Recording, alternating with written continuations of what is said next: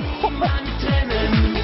Gute Freunde sind nie allein, weil sie eines im Leben können, füreinander da zu sein.